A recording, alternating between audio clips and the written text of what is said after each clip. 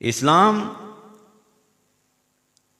ایک نظام ہے، ایک اصول ہے، ایک آئین ہے، ایک قانون کا نام ہے۔ اسلام زندگی کے ہر پہلو پر حاوی ہے۔ کوئی ایسا مسئلہ انسان کی زندگی میں آ نہیں سکتا جس کا حل نظام مصطفیٰ نے دیا نہیں ہے۔ یہ اتنا وسیع پہلو ہے کہ اس پر گفتگو کرتے کرتے صدیاں گزر گئیں۔ حضور کے نظام کو سمجھاتے بتاتے علماء کی زندگیاں بیت گئیں، تو یہ موضوع اگر کھول دیا جائے تو یہ سمٹ نہیں سکتا۔ میں چاہوں گا کہ آج نظام مصطفیٰ کے اندر سے 3 پہلو ہم اخذ کر لیتے ہیں اور ان پر تھوڑی تھوڑی گفتگو کر کے بات کو ختم کرتے ہیں۔ نظام مصطفیٰ زندگی کا سلیبس ہے۔ نظام مصطفیٰ زندگی کے اصول بتاتا ہے، جینے کا ڈھب سکھاتا ہے، خوشی اور غمی کی رسموں کے اصول بتاتا ہے، اور زندگی گزارنے کے جو شرعین ضابطے ہیں ان اصولوں پہ عمل پیرا ہونے کا سلیقہ بتاتا ہے۔ نظام مصطفیٰ کا مطلب یہ ہے کہ اس دنیا کے اندر قرآن و سنت کے جو ضابطے ہیں، جو اصول اور آئین ہیں، ان کو نافذ کیا جائے اور فقہ کے اصولوں کے مطابق اس کا اجرا کیا جائے۔ یہ ہے سادہ معنی نظام مصطفیٰ کی تعریف کا۔ دین محمدی کے اصولوں کا نافذ ہونا اور فقہ کے اصولوں کا اجرا ہونا، جب یہ دونوں مشترکہ طور پر رواج پا جائیں گے قانونی طور پر، تو پھر ہم یہ سمجھ سکتے ہیں کہ نظام مصطفیٰ آ گیا۔ اب نظام مصطفیٰ ایک سمندر ہے، اس کے اندر سے 3 گوہر ہم نے آج اخذ کرنے ہیں، اور پہلا گوہر اس کے اندر ہے اسلام کا یا نظام مصطفیٰ کا معاشی نظام، معیشت۔ یہ ہمارا پہلا اخذ کیا ہوا موتی ہے نظام مصطفیٰ سے، معیشت، جس کو پڑھی لکھی زبان میں اکانومی کہا جاتا ہے۔ اسلام اپنے نظام کے اندر سب سے پہلے معیشت کو ڈسکس کرتا ہے، روٹی کو ڈسکس کرتا ہے، رزق کمانے کے ذریعے اور کھانے کے ذریعے، کمانے کے اصول اور کھانے کے اصول اسلام وضع کرتا ہے، اور نظام مصطفیٰ کے اندر اس کے بڑے اصول آئے ہیں۔ آج آپ دیکھ رہے ہیں پوری دنیا کے اندر مسلمان روزی روٹی کے معاملات کے اندر انتہائی دکھی اور پریشان ہیں۔ دن بدن پاکستان کی معیشت دیگر گوں ہوتی چلی جا رہی ہے، دن بدن پاکستان ڈیفالٹ ہونے کے قریب ہوتا چلا جا رہا ہے۔ 2 وقت کی روٹی دستیاب نہیں ہے، عزت کا لقمہ دستیاب نہیں ہے، اور آپ جانتے ہیں کہ یہ دنیا کا 5واں ملک ہے زراعت کے اعتبار سے، لیکن آج بھی مسلمان کی بیٹی لائن میں لگ کر آٹا لینے کے لیے جو ہے وہ دھکے کھا رہی ہے۔ وجہ کیا ہے؟ وجہ یہ ہے اس ملک کے اندر جو آئین اور قانون بنائے گئے وہ اسلام کے اصولوں کے مطابق کہنے کو تو بتائے گئے، بنائے بھی نہیں گئے اور ان پر کما حقہ عمل بھی نہیں کیا گیا۔ مثال کے طور پر آپ لے لیں، اسلام کا جو معاشی نظام ہے اس کے اندر سود کو حرام قرار دیا گیا ہے۔ نظام مصطفیٰ کے اندر سود حرام ہے۔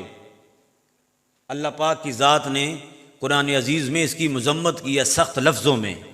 بڑے بڑے جرم ہیں، بڑے بڑے جرم دنیا کے اندر پائے جاتے ہیں، لیکن جتنا سخت اور شدت کے الفاظ قرآن عزیز میں اس سود کے حوالے سے آئے ہیں کوئی سوچ بھی نہیں سکتا۔ فرمایا فَأَذَنُوا بِحَرْبٍ مِّنَ اللَّهِ وَرَسُولِهِ، فرمایا اگر تم سود کھانا نہیں چھوڑو گے تو اللہ اور اس کے رسول کے خلاف اعلان جنگ ہے، تمہارا بھی اور اللہ رسول کا بھی۔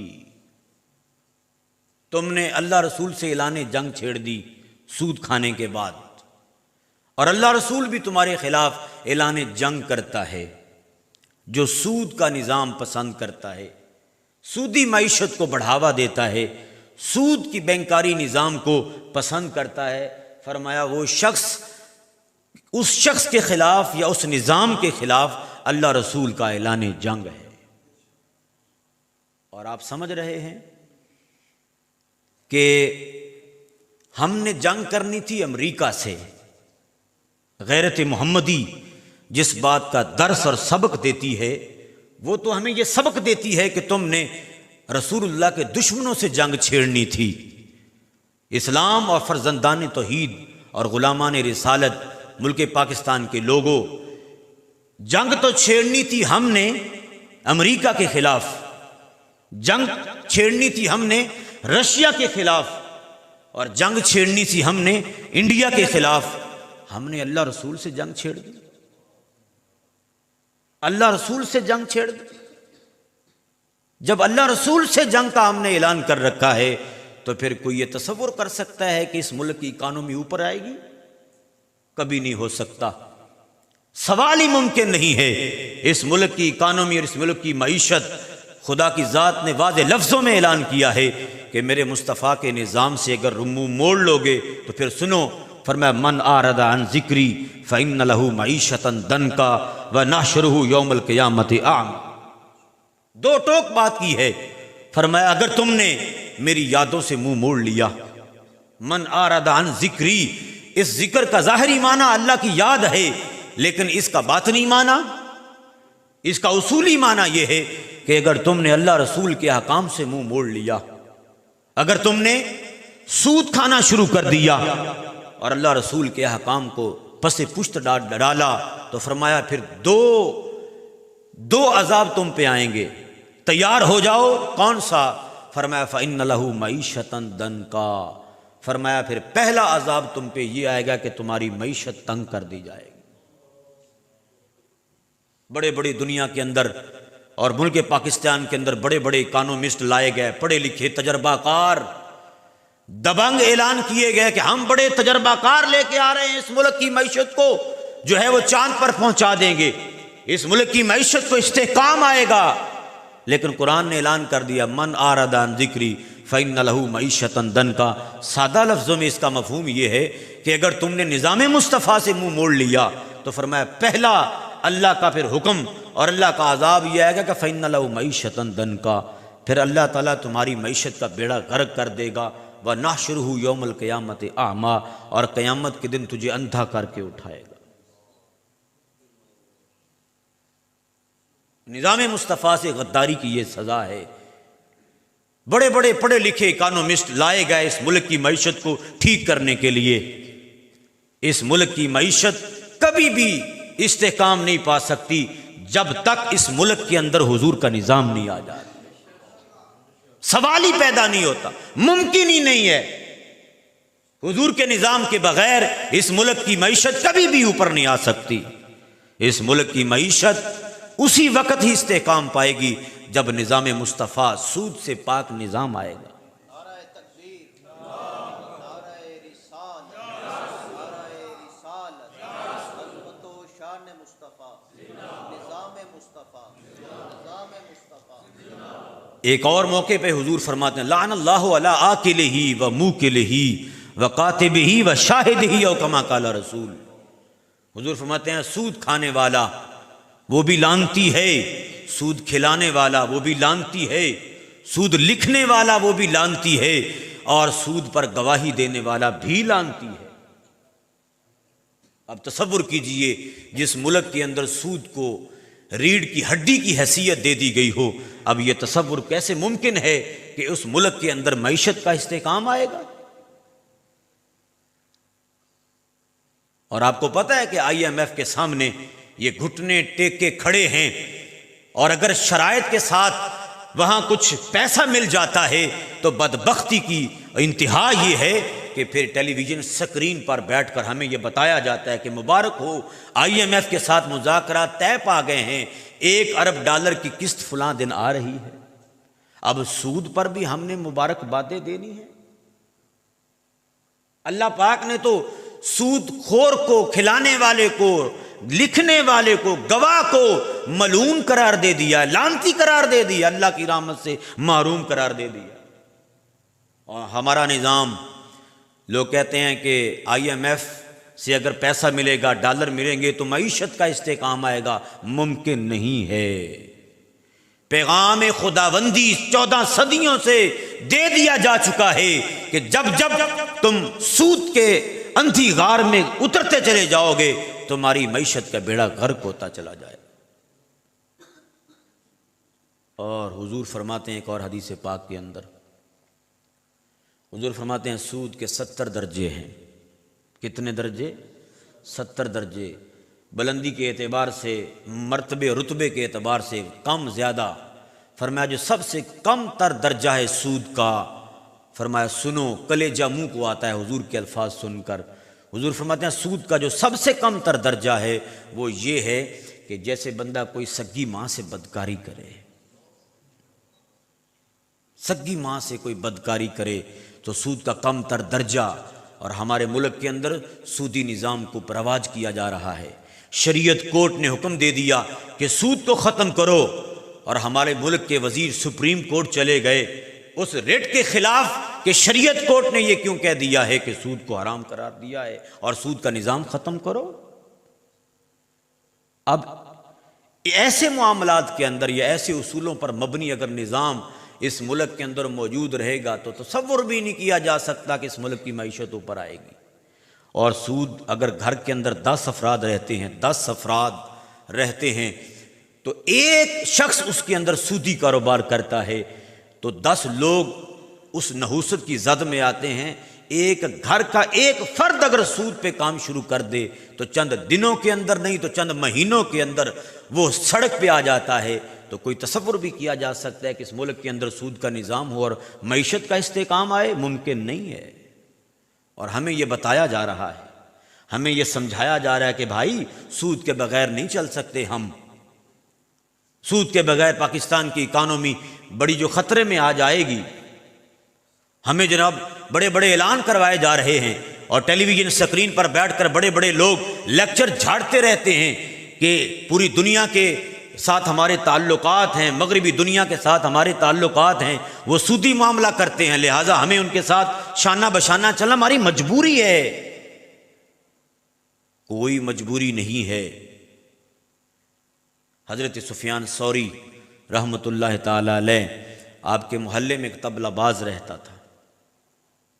طبلہ باز طبلہ بجاتا تھا، گھر گھر مانگتا تھا، ساری زندگی طبلہ بجاتا رہا، بوڑھا ہو گیا۔ ایک دن آپ کو ملا، آپ نے فرمایا بس کر، چھوڑ دے اللہ کی نافرمانی، بس کر، اب سفیدی آ گئی، چاندی چہرے پہ آ چکی ہے، بس کر، چھوڑ دے اللہ کی نافرمانی، بوڑھا ہو گیا ہے۔ آگے سے بڑا بنا سوار کے کہتا ہے سفیان ثوری تو کیا سمجھتا ہے کہ میں اپنے بچوں کو بھوکا مار لوں؟ یہ تو میری کمائی کا ذریعہ ہے، میں اپنے بچوں کو بھوکا مار دوں؟ تو آپ نے جو جواب دیا یقین جانے کلیجہ چیر گیا۔ آپ نے اس طبلہ باز سے کہا کہ تو اللہ کی نافرمانی کر رہا ہے، تجھے رزق دیتا ہے، کیا خیال ہے فرما برداری کرے گا تو رزق روک لے گا؟ روک لے گا رزق تیرا؟ ہمیں یہ سمجھایا جا رہا ہے کہ سود کے بغیر جناب معیشت نہیں چلتی۔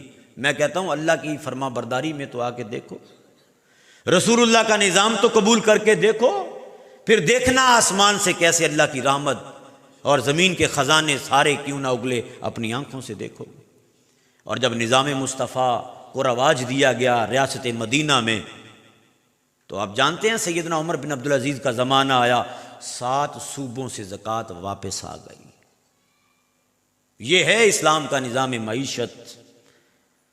اسلام کا نظام معیشت اس قدر زیادہ مستحکم ہے کہ پوری دنیا کے اندر اسلام سب سے پہلے دیتا ہی بندے کو روٹی ہے، لیکن سوال یہ ہے کوئی چلے تو صحیح۔ تو یہ پہلا نظام مصطفیٰ کا اصول معیشت ہے کہ اس ملک کے اندر سود کو جڑ سے اکھاڑنا ہوگا۔ اس کے بغیر دنیا کے اندر سوال ہی پیدا نہیں ہوتا کہ اس ملک کی معیشت اور اکانومی اوپر آئے۔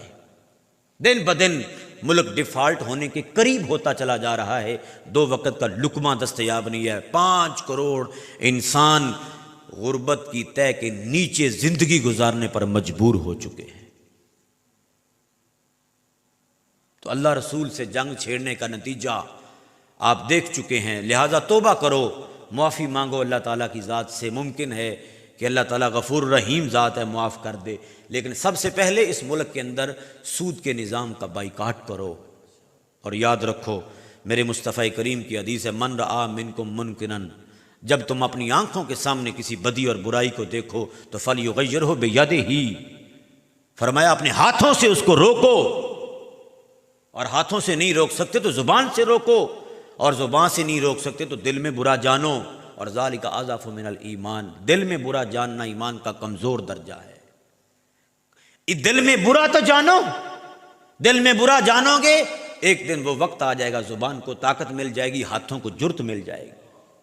دل سے تو برا جانو، ہم نے دل سے بھی برا نہیں جانا، دل سے بھی برا نہیں جانا، دل سے برا جانو، زبان کو اللہ طاقت دے دے گا، ہاتھوں کو جرت دے دے گا، ایک وقت آئے گا اور ڈنڈے کے زور پر اس ملک کے اندر سود کو اکھاڑ پھینکا جائے گا، پھر جا کے اس ملک کی معیشت کی بہتری کا سوچا جا سکتا ہے، لیکن اس کے علاوہ کوئی دوسرا حل نہیں ہے۔ نظام مصطفیٰ کا دوسرا پہلو جو آج میرے موضوع کا حصہ ہے وہ ہے خاندانی نظام۔ کون سا نظام؟ خاندانی۔ پہلا تھا معاشی نظام، دوسرا ہے خاندانی نظام۔ ہم نے اپنے خاندانی نظام کے اندر بھی رسول اللہ کے نظام کو قبول نہیں کیا ہم نے قبول۔ پنجگانہ نماز بھی پڑھی جا رہی ہے، حج زکوٰۃ بھی دی جا رہی ہے، اللہ اللہ، سر پہ ٹوپی، ہاتھ میں تسبیح، یہ سب کچھ کیا جا رہا ہے، لیکن معیشت تو رہی اپنی جگہ پر۔ ہم نے اپنے خاندانی نظام کے اندر بھی نظام مصطفیٰ کو رواج نہیں دیا۔ کیا تم نے نہیں سنا حضور نے فرمایا تھا کہ جس گھر میں بیٹی پیدا ہو، جس گھر میں بیٹی پیدا ہو اور قیامت کے دن اس بیٹی کی جس نے پرورش کی، اس کو سنبھالا پالا، ہاتھ پیلے کی رخصت کیا، کل قیامت کے دن وہ بیٹی اس کو جنت میں لے کے جائے گی؟ نہیں سنی حضور کی حدیث؟ تو آج جب بیٹی جنم لیتی ہے کسی مسلمان کے گھر، اس گھر میں صف ماتم کیوں بچھ جاتی ہے؟ وہ تو زمانہ اور تھا، زمانہ جہالت۔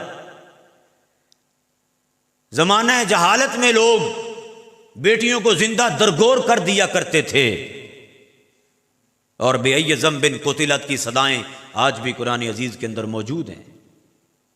بیٹیوں کو زندہ درگور کر دیتے تھے لوگ، اور قرآن عزیز نے اس زندہ درگور کی ہوئی بیٹی کے حوالے سے فرمایا بے ای ذنب قتلت، کس جرم کے اندر اس بچی کو زندہ قتل کیا گیا؟ اور قیامت کے دن ہم اس سے سوال کریں گے، اس بچی سے سوال کریں گے کہ تیرا کیا جرم تھا کہ تو قتل کی گئی؟ علماء نے لکھا ہے کہ سوال تو قاتل سے ہونا تھا، مقتولہ سے کیوں ہو رہا ہے؟ سوال تو قاتل سے ہوتا ہے، یہ مقتولہ سے اللہ کیوں پوچھے گا کہ تجھے کس جرم میں؟ تو علماء نے لکھا ہے کہ اس بندے کا جرم اتنا بڑا تھا کہ اللہ اس سے بات ہی نہیں کرنا چاہتا۔ اچھا، وہ لوگ زمانہ جہالت کے بیٹی کے پیدا ہونے پر اس لیے آپ دیدہ ہو جاتے تھے یا وہ غم و غصے میں آ جاتے تھے کیونکہ حضرت عیسیٰ علیہ السلام کے اٹھ جانے کے بعد حضور کے آنے سے پہلے 5 صدیوں کا فاصلہ ہے، پوری کائنات ہادی اور مسلح سے محروم ہے، پوری کائنات ہدایت سے، علم کے نور سے آشنا نہیں ہے، اس لیے بیٹیوں کو زندہ درگور کرتی۔ کیا ہم نے نہیں پڑھا ہوا کملی والے آقا بیٹی کے آنے پر کھڑے ہو جایا کرتے تھے؟ کیا حضور نے یہ نہیں فرمایا فاطمہ میری جان ہے، میرے جگر کا ٹکڑا ہے؟ وہ تو نابینا تھے اس لیے کنویں میں گر گئے۔ سوال یہ ہے کہ ہم تو بینا ہیں، اگر کوئی نابینا کنویں میں گرے تو لوگ اس کو نکالتے ہیں، مدد کرتے ہیں، کوستے نہیں ہیں۔ ان کا تو ہادی کوئی نہ تھا، مسلح کوئی نہ تھا، اس لیے کنویں میں گر گئے اور بیٹیوں کا پیدا ہونا باعث ننگ اور آر سمجھنے لگے۔ سوال یہ ہے کہ ہمارے پاس قرآن بھی ہے، حضور ہادی بھی ہیں، مسلح بھی ہیں، مربی اور محسن بھی ہیں، ہمیں کیا ہوا؟ کوئی انکھیارا اگر کنویں میں گرتا ہے تو کیا تصور نہیں کیا جا سکتا کہ وہ تو دیکھ رہا ہے؟ بیٹے کے پیدا ہونے پر لڈو بانٹے جا رہے ہیں اور بیٹی کے پیدا ہونے پر ایسا لگتا ہے جیسے کوئی فوتگی ہو۔ یہ کیا تصور ہے؟ یہ اسلام کا خاندانی تصور یہ نہیں ہے۔ اور اس کے باوجود میں عاشق رسول ہوں، اس کے باوجود مجھ سے بڑا عاشق رسول کون ہے؟ میں پنجگانہ نمازی ہوں۔ اور بیٹی تھوڑی سی بڑی ہوئی، دوپٹہ سر سے اترا، گلے میں آیا، اور میں پنجگانہ نمازی ہوں۔ بیٹی کا دوپٹہ گلے سے اتر کر بھی زمین پہ آ گیا، میں حاجی ہوں، میں اس کا باپ ہوں، میں نمازی ہوں، میں حاجی ہوں، میں بڑا باشعور انسان ہوں، میں بڑا غیرت مند ہوں۔ اپنی شادی کی رسمیں تو دیکھو، بے شرمی اور بے غیرتی ہماری مسلمانوں کے گھروں کے اندر ننگا ناچ کرتی ہے۔ اس کے باوجود میں حاجی بھی ہوں، نمازی بھی ہوں، صاحب علم بھی ہوں، صاحب تقویٰ بھی ہوں، سر پہ ٹوپی، ہاتھ میں تسبیح ہے، اور میری بیٹی جو ہے اس کا یہ کرتوت ہے۔ یہ ہے ہمارا خاندانی نظام۔ جب بیٹیاں جب غیرت فاطمہ اور غیرت محمدی کی چادر اتار پھینکتی ہیں تو پھر ہوتا کیا ہے؟ ذرا نقصان تو دیکھیے کہ یہ نقصان کہاں تک جاتا ہے۔ اور آپ کو پتہ ہے، اوس اور خزرج قبیلے کے ساتھ، یہ دو یہودی قبیلے تھے جس کے ساتھ حضور کا معاہدہ تھا، میثاق مدینہ، اور ایک مسلمان کی بیٹی صبح صبح کنویں سے پانی بھرنے جاتی ہے، ایک یہودی کا بچہ مسلمان کی بیٹی کے دوپٹے پہ پاؤں رکھتا ہے اور وہ حضور کی بارگاہ میں چلی جاتی ہے۔ سنا نہیں ہوا آپ نے کہ بیٹی کی عزت اور عظمت کیا ہے؟ رسول اللہ کا پیغام نہیں پڑھا، قرآن نہیں پڑھا، شعور نہیں ہے، آگہی نہیں ہے۔ بیٹی کی غیرت کا ذرا اندازہ لگاؤ کہ بیٹی کی عزت اور آبرو کتنی قیمتی ہے۔ تصور تو کیجئے، میرے مصطفیٰ کریم فجر کی نماز کے بعد اس یہودی قبیلے کے سربراہ سے ملتے ہیں اور اعلان کرتے ہیں کہ شام کا سورج غروب ہونے سے پہلے تمہیں مدینہ بدر کیا جاتا ہے۔ خبردار، تمہیں پتہ ہی نہیں ہے مسلمان کی بیٹی کی عزت کیا ہے، اور ہم نے اس کو بازارو بنا دیا۔ مسلمان کی بیٹی اشتہار بن گئی۔ بیچو صابن ٹیلی ویژن سکرین پر کون منع کرتا ہے؟ بیچو کریمیں کون منع کرتا ہے؟ بیٹیاں تو نہ بیچو۔ یہ ہمارا خاندانی نظام ہے جس کے اندر بیٹی کو غیر محرم نہیں دیکھ سکتا، اور ہم نے اپنی بیٹیوں کو بازارو بنا دیا، اپنی بیٹیوں کو بازار کی زینت بنا دیا۔ اور میں حاجی بھی ہوں، میری بیٹیاں بھی ہیں، اور میں نمازی بھی ہوں، عاشق رسول بھی ہوں۔ یہ کیسی نماز ہے، کیسا عشق رسول ہے؟ تصور تو کیجئے۔ اچھا ذرا تصور کیجئے، جب بیٹیوں کی اوڑھنی گلے میں آئے اور پاؤں میں آ جائے پھر ہوتا کیا ہے؟ ذرا تصور کیجئے اور ذرا بات کو سمجھنے کی کوشش کیجئے۔ آج کشمیر کی سسکتی بچیاں 70 سالوں سے تمہیں بلا رہی ہیں، ان کی مدد کس نے کرنی ہے؟ برما کی نوجوان بچیاں چیخ رہی ہیں، پکار رہی ہیں، اور 1 ارب 70 کروڑ مسلمان، ایک بھی صلاح الدین ایوبی نہیں ہے۔ ذرا تصور کیجئے ہم کہاں کھڑے ہیں۔ 1 ارب 70 کروڑ مسلمان، ایک بھی صلاح الدین ایوبی نظر نہیں آتا۔ ذرا دیکھو کہ کیا حال ہو گیا اسرائیل کے اندر، کیا حال کر دیا مسلمان فلسطینیوں کا۔ ان کی عزت کا تحفظ کس نے کرنا تھا؟ ہم نے۔ اور جب بیٹیوں کے دوپٹے اتر جاتے ہیں تو پھر بیٹیوں کے گھروں میں صلاح الدین ایوبی پیدا نہیں ہوتے، اس کے دور رس نتائج ہوتے ہیں۔ اور 1 ارب 70 کروڑ مسلمانوں کی آبادی، اتنی لمبی چوڑی آبادی کے اندر ایک بھی محمد بن قاسم نہیں ہے۔ 1 ارب 70 کروڑ کی آبادی اور ایک بھی یوسف تاشفین نہیں ہے، ایک بھی شہاب الدین غوری نہیں ہے، ایک بھی نور الدین زنگی نہیں ہے۔ اب کشمیر کی بیٹیوں نے تو اپنی دیواروں پہ لکھ دیا ہے کہ اب محمد بن قاسم نہیں آئے گا، نہیں آئے گا، کیونکہ نظام مصطفیٰ اگر رواج پا جاتا، مسلمانوں کی بیٹیوں کا عزت کا تحفظ کا قانون ہوتا، اور غیرت و حمیت مسلمان کی بیٹیوں کی ہڈیوں میں رچ بس جاتی، تو پھر ہر گھر کے اندر محمد بن قاسم جنم لیتا۔ اسلام کا خاندانی نظام اتنا دگرگوں ہو چکا ہے کہ تصور بھی نہیں کیا جا سکتا کہ مسلمان کی بیٹی کے آنگن میں کوئی یوسف تاشفین کھیلے گا اور وہ بدلہ لے گا۔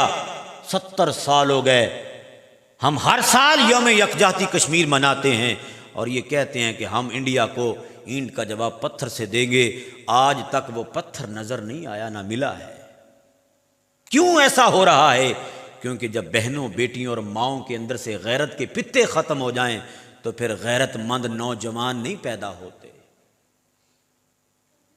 ضرورت اس امر کی ہے کہ غیرت محمدی بیٹیوں کے اندر پیدا کرنا ہوگا۔ اور اس سے بڑی بات ذرا اور بھی کر لیں، ناراض نہ ہو جائیں آپ، میں ذرا سادہ لہجے میں تلخ باتیں کرنے کا عادی ہوں، ذرا سنیے۔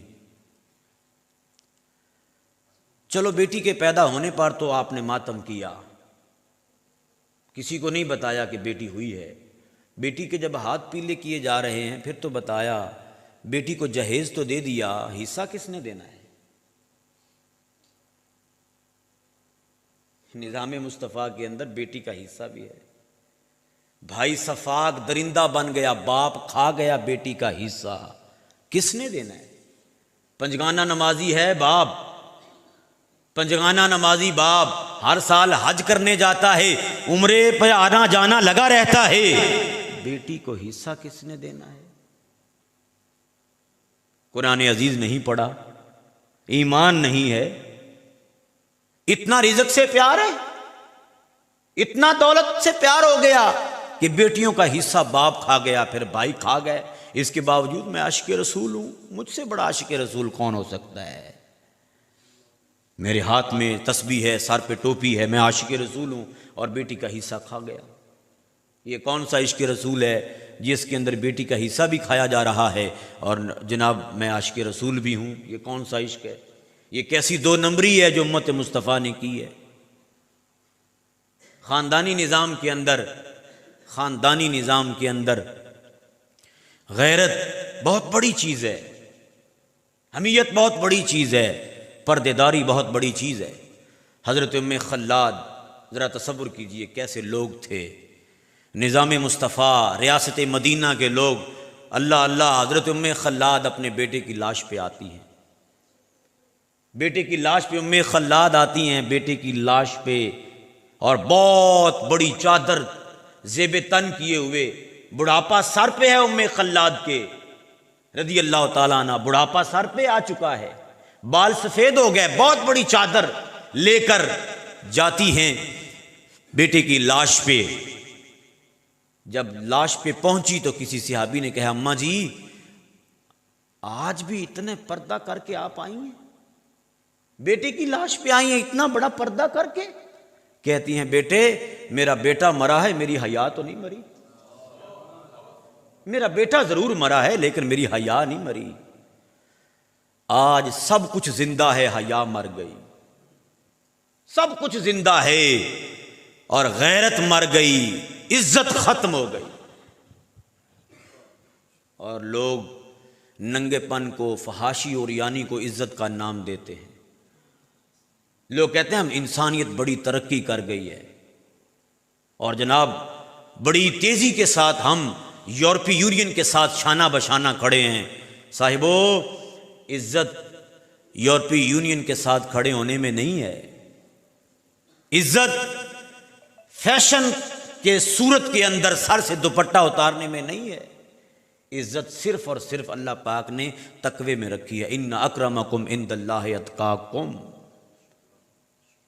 نہ دولت کے اندر عزت، نہ ثروت کے اندر عزت، نہ کسی عہدے اور وزارت کے اندر عزت، عزت صرف اور صرف اللہ پاک نے تقوی کے اندر رکھی ہے یا رسول اللہ کی غلامی میں رکھی۔ عزت کو تلاش کیا لوگوں نے، دولت کے اندر خدا نے ذلیل کر دیا۔ عزت کو تلاش کیا لوگوں نے یورپی یونین کے ساتھ چلنے، شانہ بشانہ پوری دنیا کے ساتھ تعلق بنانے کے چکر میں اللہ نے ذلیل کر دیا۔ بنو امیہ کا ایک حاکم حج کرنے کے لیے مکے آتا ہے، بات میری ختم ہو رہی ہے، ایک حاکم حج کرنے مکہ شریف آتا ہے، بیت اللہ شریف کا طواف کرتا ہے، طواف کرنے کے بعد جب حجر اسود کا استلام کرنے کے لیے آگے بڑھتا ہے تو جو گئے ہیں وہ جانتے ہیں کہ حجر اسود کا بوسہ کسی بھی وقت آسان نہیں ہوتا۔ حجر اسود کی جانب بڑھتے ہیں وہ وقت کا حاکم ہے، 25,000 کا لشکر لے کر پروٹوکول کے ساتھ، مان سمان کے ساتھ، جبہ دستار پہن کے 25 لاکھ مربع میل کا حاکم حجر اسود کا بوسہ دینے کے لیے بڑھتا ہے، آگے سے دھکا پڑتا ہے پیچھے ہو جاتا ہے، پیچھے سے دھکا پڑتا ہے آگے چلا جاتا ہے، کبھی دائیں کبھی بائیں، کبھی آگے کبھی پیچھے، کوئی اس کی پرواہ نہیں کرتا کہ یہ حاکم وقت ہے۔ یک لخت ایک نقاب پوش نوجوان طواف کرنے کے بعد حجر اسود کا بوسہ دینے کے لیے قدم اٹھاتا ہے، جیسے ہی اس نقاب پوش نوجوان نے قدم اٹھائے لوگ ہٹنا شروع ہو گئے، بھیڑ چھٹ گئی، راستے صاف کر دیے گئے، بالکل راستے صاف ہیں، اور وہ نوجوان بڑی آب و تاب کے ساتھ، بڑے وقار کے ساتھ، بڑے مان سمان کے ساتھ آگے بڑھتا ہے اور اپنے لب جا کے حجر اسود پر ٹکا دیتا ہے، اپنی مرضی سے ہٹتا ہے۔ بادشاہ وقت کو جلال آ گیا، وقت بادشاہ کو جلال آتا ہے، کہتا ہے اوے لوگوں مجھے بتاؤ، لوگوں نے میرا جبہ دستار نہیں دیکھا، لوگوں نے میرا بادشاہ وقت ہونا نہیں دیکھا، 25 لاکھ مربع میل کی میری حکمرانی نہیں دیکھی، میرا پروٹوکول، میرا مان سمان نہیں دیکھا، کوئی مجھے بتائے گا کہ یہ نوجوان ہے کون؟ برآمدوں کے اندر سے آواز آتی ہے، تمہیں کیا معلوم، یہ حسین کے بیٹے امام زین العابدین عزت کو تلاش کرنے نکلے تھے پاکستانی، ذلت مقدر میں آئی، عزت کو تلاش کرنے نکلے تھے جاگیردار، عزت کو تلاش کرنے نکلے تھے سرمایہ دار، اللہ نے ذلیل کر دیا، روٹی روٹی کو ترس گئے، روٹی بھی دستیاب نہیں ہے، رسول اللہ کے نظام سے منہ موڑو گے تو کبھی بھی اللہ تعالیٰ راضی نہیں ہوگا۔ خدا کے لیے بیٹیوں کو پردہ سکھاؤ، اللہ واسطے بچیاں نو حصہ دیو، قبر چ جانا جے سارا سائیاں پوچھ لینا ہے، خدا دا نا جے بیٹیاں نو حصہ دیو، ککھ نہیں جے پلے رہنا، تیاں دا حصہ بھی کوئی کھاندا ہے؟ اسی حاجی بھی ہاں، نمازی بھی ہاں تے کھادی بھی جانے، یہ نظام مصطفیٰ نہیں ہے، یہ رسول اللہ کی غلامی کا پٹا گلے میں نہیں ہے ہمارے، جھوٹے اور پھوکے نعرے میں اور آپ لگا رہے۔ غلامی رسول میں موت بھی قبول ہے، ٹھیک ہے جی قبول ہے، تو غلامی رسول میں پنجگانہ نماز قبول نہیں ہے، غلامی رسول میں موت بھی قبول ہے، غلامی رسول میں قرآن عزیز کی تلاوت فجر کے بعد قبول نہیں ہے، غلامی رسول میں موت قبول ہے لیکن سچ بولنا قبول نہیں ہے، غلامی رسول میں موت قبول ہے لیکن رزق حلال کھانا قبول نہیں، غلامی رسول میں موت قبول ہے لیکن آنکھوں کا حیا قبول نہیں ہے۔ یہ ہے ہمارا خاندانی نظام، حقیقت کو سمجھنے کی کوشش کرو۔ اور اس کے بعد تیسرا اور آخری جو میرا نظام مصطفیٰ کا پہلو تھا وہ تھا عدالتی نظام۔ نظام مصطفیٰ کا ایک پہلو کیا ہے؟ عدالتی نظام۔ بات میری ختم ہو رہی ہے، حضرت علی پاک کی زرہ گم ہو جاتی ہے، قاضی شریح کی عدالت میں کیس دائر ہوتا ہے یہودی کے خلاف،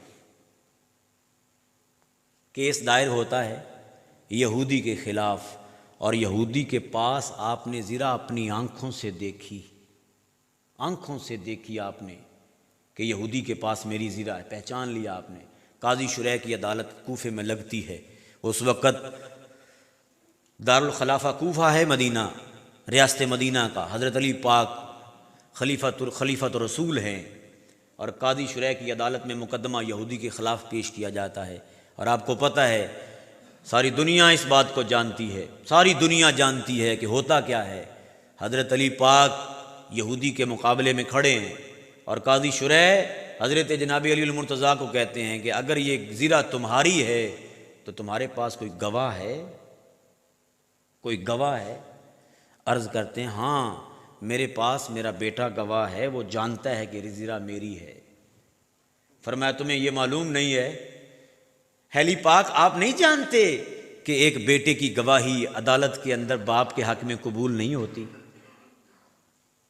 یہ اسلام کا عدالتی نظام ہے، نظام مصطفیٰ کا عدالتی نظام۔ فرمایا نہیں جانتے کہ ایک بیٹے کی گواہی باپ کے حق میں قبول نہیں ہوتی، کوئی اور گواہ لاؤ۔ اور یہاں گواہ خریدے جاتے ہیں، بیچے جاتے ہیں، اور قاضی بھی عدالتوں میں خریدے اور بیچے جاتے ہیں۔ ذرا نظام مصطفیٰ کی عدالت کا حال دیکھیے۔ فرمایا آپ نہیں جانتے؟ اچھا جی، میرا ایک غلام ہے قمبر، وہ اس بات کا گواہ ہے کہ زیرہ میری ہے۔ فرمایا علی پاک آپ نہیں جانتے کہ ایک غلام کی گواہی آقا کے حق میں قبول نہیں ہوتی؟ کوئی اور گواہ لاؤ۔ خاموش ہو گئے، خاموش ہو گئے، مقدمہ برخاست، ڈسمس کر دیا۔ فرمایا نہیں، یہودی سے تمہیں یہودی سے زرہ نہیں لی جا سکتی۔ یہودی نے جب یہ منظر دیکھا، نظام مصطفیٰ کی عدالت دیکھی، فوراً کلمہ پڑھ کے مسلمان ہو گئے اور زرہ بھی دے دیا۔ اور آج کوئی شخص، پاکستان کی عدالتیں دیکھ لیں، کوئی شخص کسی پر جھوٹا مقدمہ کر دے، جھوٹا مقدمہ کر دے، اس کو اپنے سچے رزق کو اپنا ثابت کرنے کے لیے عمر بیت جاتی ہے۔ مولانا روم نے ایک حکایت لکھی ہے تو لطیفہ ذرا سن لیں، عدالتوں کا حال سن لیں۔ جب عدالتیں انصاف نہیں کرتی تو پھر ظلم بڑھتا ہے، اور ظلم قبر اور حشر کے اندھیروں میں سے ایک اندھیرا ہے۔ حضرت مولانا روم نے لکھا ہے کہ ایک بھینس جنگل میں بھاگ رہی تھی، بھینس جنگل میں بھاگ رہی تھی۔ ممکن ہے جانور غلطی ہو جائے، پرانی حکایت پڑی تھی، ایک بھینس بھاگ رہی تھی جنگل میں، ہاتھی بھاگ رہا تھا، ہاتھی بھاگتے بھاگتے کسی نے بھاگتے ہوئے دیکھا۔ فرمایا کہاں جا رہے ہو؟ کہا کہ سنا ہے کہ جنگل کے اندر بھینسوں کو گرفتار کیا جا رہا ہے اور بھینسوں کو بادشاہ کی عدالت میں پیش کیا جانا ہے، بادشاہ کے بیٹے کی شادی ہے، تو جنگل کی جتنی بھینسیں ہیں نا وہ جنگل سے اٹھائی جا رہی ہیں۔ اس نے کہا تو ہاتھی ہے، تو کیوں بھاگ رہا ہے؟ تو ہاتھی ہے، تو بھینس نہیں ہے، تو کیوں بھاگ رہا ہے؟ اس نے کہا اگر میں پکڑا گیا تو 20 سال تو مجھے یہ لگ جائیں گے بتانے میں اور ثابت کرنے میں کہ میں بھینس نہیں ہوں، ہاتھی ہوں۔ میں بھینس نہیں ہوں، میں ہاتھی ہوں۔ تو جس نے پوچھا تھا نا وہ تھا بندر، وہ بھی بھاگنے لگا۔ یہ ہے آپ کی عدالتوں کا حال۔ جب عدلیہ اتنی کمینی، اتنی ذلت کی پستی میں اتر جائے تو پھر کیا تصور کیا جا سکتا ہے کہ اس ملک کے اندر جو ہے وہ کسی کو انصاف ملے گا؟ آپ کو پتہ ہے 5 صدیوں تک فرعون کی حکومت رہی ہے۔ موسیٰ علیہ السلام نے پوچھا یا اللہ اتنی مہلت دی تو اپنے دشمن کو 5 صدیوں تک، اتنی لمبی مہلت بھی تو دیتا ہے؟ فرمایا موسیٰ ہے تو بڑا کمینہ لیکن ہے بڑا عادل، عدل کرتا تھا اس لیے چلتا رہا، عدل کرتا تھا اس لیے چلتا رہا، اور جب اس نے بچے ذبح کروانا شروع کیے، ظلم کیا تو میں نے پکڑ لیا۔ حضرت علی پاک فرمایا کرتے تھے کفر کی حکومت چل سکتی ہے، ظلم کی نہیں چل سکتی۔ یہ ہمارا نظام مصطفیٰ کے اندر ہمارا یہ عدالتی نظام تو دیکھو۔ اور آپ کو پتہ ہے آخری میری بات، آپ اچھے طریقے سے جانتے ہیں کہ حضرت سیدنا فاروق اعظم رضی اللہ تعالیٰ عنہ جنگ سے واپسی ہوتی ہے، اور واپسی میں مال غنیمت میں سب کو ایک ایک کرتا ملتا ہے، کپڑا ملتا ہے، اور گودڑی پوش حضرت ابو ذر رضی اللہ تعالیٰ عنہ، سبحان اللہ، حضرت سیدنا فاروق اعظم رضی اللہ تعالیٰ عنہ اگلے جمعے پورا سوٹ پہن کے آتے ہیں اور خطبہ دیتے ہیں۔ حضرت سیدنا ابو ذر غفاری گدڑی پوش حضور کے صحابی کھڑے ہو جاتے، مجمع میں کھڑے ہو جاتے ہیں۔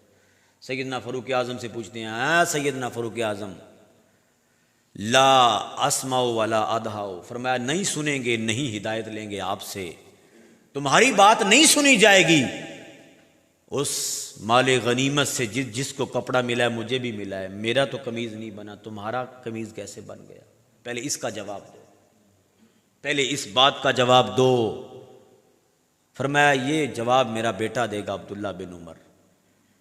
وہ کھڑے ہوئے عرض کیا کہ اے ابو ذر غفاری رضی اللہ تعالیٰ، ہوا یہ تھا کہ جتنا کپڑا ہمیں ملا تھا دونوں باپ بیٹوں کو، کسی کا بھی اگر ایک ایک کا بناتے تو قمیض نہیں بنتا تھا، نہ میرے باپ کا قمیض بن رہا تھا نہ میرا، تو میں نے اپنا کپڑا اپنے باپ کو دے دیا، ایمان لباس بنا۔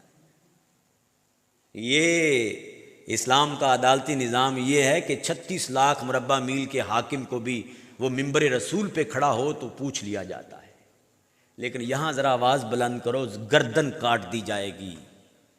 یہاں ذرا اسلام کا نام لے کر تو دیکھو، زبان گدی سے کھینچ کر کتوں کے آگے پھینک دی جائے گی۔ یہ تھا اسلام کا نظام مصطفیٰ کا عدالتی نظام۔ بہت کچھ کہا جا سکتا ہے اس حوالے سے، بہت کچھ سنا جا سکتا ہے۔ علماء نے بڑی باریک نظر سے حضور کے نظام مصطفیٰ کو پڑھا، سمجھا، سمجھایا، لیکن وقت کی زلف بکھری ہوئی ہے، مزید اگر بات ہوئی تو اور بکھر جائے گی۔ میں دعا کرتا ہوں بزم اعلیٰ حضرت نے جس خلوص کے ساتھ اس پروگرام کا اہتمام کیا، ان کے خلوص میں مزید برکتیں عطا فرمائے، اور غازی ملت ملک ممتاز حسین قادری شہید رحمۃ اللہ تعالیٰ علیہ کے درجوں کو اللہ پاک بلند فرمائے، اور جتنی غیرت اور جتنی حمیت اللہ نے ان کو دی تھی، تھوڑا سا ہمیں بھی عطا فرما دے۔ وآخر دعوانا ان الحمد للہ رب العالمین۔